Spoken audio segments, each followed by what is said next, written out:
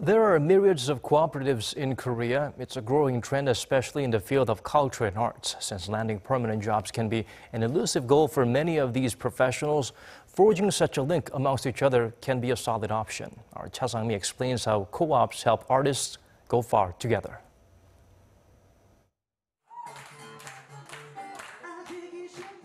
Behind the walls of this rundown house in southwest Seoul is the sound of acoustic guitar, the colorful garments of pantomime artists, and a crowd getting into the rhythm. This house concert is a part of this old neighborhood's restoration program, but it also serves as a bridge to connect underground artists with locals, most of whom have difficult lives. This concert is run by BesideU, a co-op of 10 artists with different talents. Since its inception in 2008 as a small library, BesideU has been working on numerous activities from publishing to consultation. The best part about co-ops is that we can create a virtuous cycle where our meaningful work doesn't end. The first members grew into artists and are now fostering the second generation.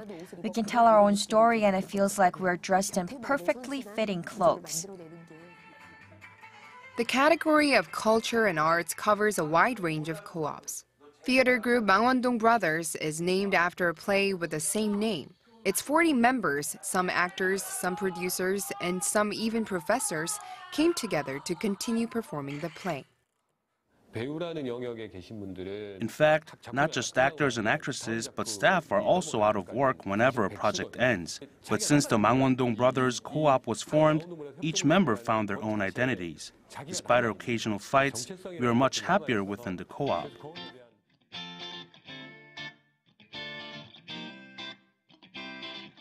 The government created regulations in 2012, giving a framework to culture and arts co-ops like indie music, modern dance, ballet, and drama groups. The number of co-ops related to culture and arts is on the rise. As of August this year, 428 of Seoul's nearly 3,000 co-ops, nearly 14.5% of the total, are registered under this broad field. The culture and arts category encompasses publishing, media and information services, as well as arts, sports, and leisure. And the head of Seoul Co-op Support Center says culture and arts co-ops have unique properties that make them different from other sectors. There is a growing number of artists who visit our center for consultation. They often have precarious jobs.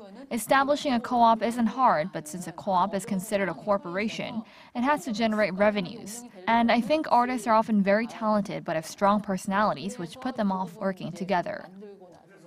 An expert in the field of co-op management says conflict between members is natural.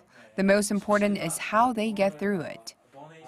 If they decide to form cooperative, they open their mind as a cooperative members, and then they share their knowledge. And even if the conflict situation pop up, they should try to solve the problem all together. When the members realize the value of cooperation and are ready to spread the value to others, they're finally ready to run a successful co-op. We can't say how far our co-op will go, but since we are pioneers of this field, we feel a big responsibility. People around us are curious about how we are coping, and we ourselves wonder what the biggest force behind our bond is. Not many pay attention to culture and arts co-ops since we are still just starting up. As they look at culture and arts co-ops from only an economic perspective, it's hard to get support. Even though we are all co-ops, I hope people will appreciate our value as art and support us. Apart from the co-op members' efforts to come up with a business model and realize their self-worth, experts say that co-ops also need help from the outside. This help could come through government policies to help co-ops financially, from the private sector as part of their corporate responsibility, or from public support and awareness of the artistic work that co-ops do. Cha Sang-mi, Arirang News.